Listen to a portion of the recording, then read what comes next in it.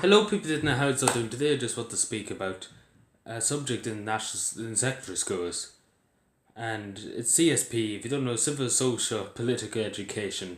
That's what it stands for the short for show now. But and I'm gonna just talk about it. I'm gonna do two videos on this subject.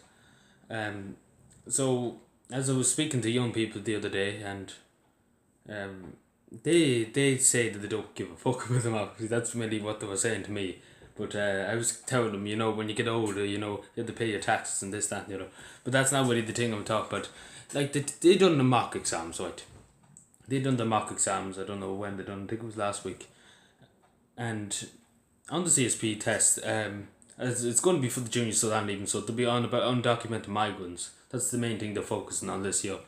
Now, I'm not saying it's a bad thing, because we all have to remember that there's people in this world going through hell, and everybody has the right. Like, I believe everybody has a right to a nationality, no matter who you are, no matter what you are. You have a right to be from a country, a right to call yourself a Lithuanian, an Estonian, whatever, an Irish person, a Norwegian person. No matter who you are, you have a right to declare yourself a nationality, or have a nationality. And I'm just talking about CSP. CSP in Ireland. Well, politics in Ireland. Young people is not taught in school. They're not taught to openly express their opinions. Teachers censor their opinions. As soon as you say something wrong with the government in your class, in your CSP class, you're censored. That's the teacher tells you you're not supposed to be saying that's politically incorrect, and you're not supposed to speak about it. Like, there's nothing mentioned about the homeless crisis. There's mentioned about the charities, but they won't say there's this young child lying on the street of Dublin. There's children lying on the streets of Dublin every 10 seconds of the day. They won't acknowledge the young Irish people, what they're living in, what democracy they're living in. That they're living in a corrupt society that has tons of crooks in it. No matter where you look, there's crooks in every part of Irish society.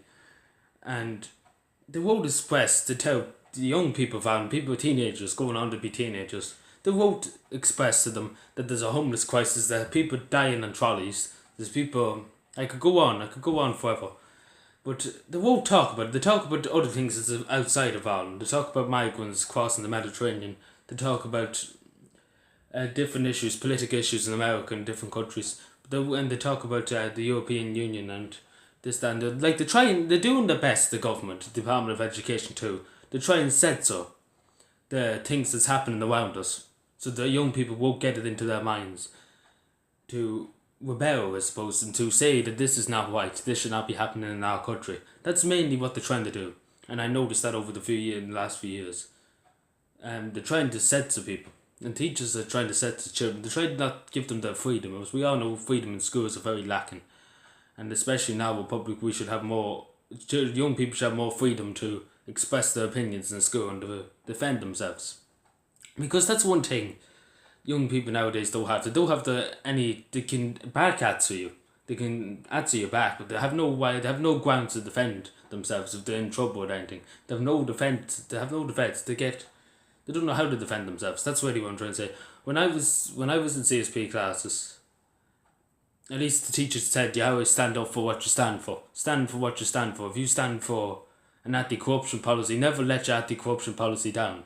If you say I'm going to fight until I die if I know somebody's being corrupt and taking bribes from, God, say Apple or something like that, I will fight for it. Only I won't back down from them. That's one thing we were taught in CSP when I was even back in the day.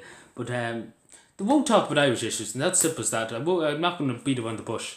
Like undocumented migrants, everything, we have to try and understand people's situations. Because there's undocumented Irish in Australia and America. I understand that, and people could say to me, why are we talking about these undocumented migrants when there's undocumented Irish people in America and Scotland, and no matter where you go, there's undocumented Irish. Because I think there's 800 deported from Australia every year for being undocumented Irish and sent back to Ireland. But the thing is, we have to know what's going on around us in our classrooms, and our young people needs to know what society they're living in and what kind of a corrupt world they're going into. Because we live in a country that tries and censors young people's imaginations, tries and censors their freedom of speech. one thing that's the basic thing in the Constitution is the freedom of speech and the freedom to express your own opinions. And they won't talk about homelessness. They won't have an open discussion and bring in the politicians and say, look, A and B is going on in this country. They won't speak about it. Like the guard of corruption, they never spoke about it in school, never talked about it. They never said if you see corruption, you always have to speak out against it. I never heard anybody ever say that to me about this being brought in the Cspe. Like, I don't know. But that'd be, if I was the Minister for Education, that'd be my top priority. Always speak out for what you think is right. That's really what my policy be. Always speak out. If you see it, and the second policy be, if you see corruption, never back down from it. No matter if they're the biggest company in the world, no matter if they own the whole country, never back down. Never. That's one thing. Always fight for what you see that's right. Never let big companies with hundreds of attorneys and hundreds of lawyers find you. If you believe it's right, then you should fight for it, because it's your own opinion. If you believe that this company's doing shady things, then you have a right to defend yourself. And just on that note, like, teachers in this country don't like the freedom of speech, and we all know that. Every young person who grew up in Ireland back in my time and back, even now, I know the teachers don't want people telling them what's right and what's wrong. But as it says in the Constitution, which I would love if it was implemented in schools, you have a right to express them. But like, young people nowadays have off a habit of back at one.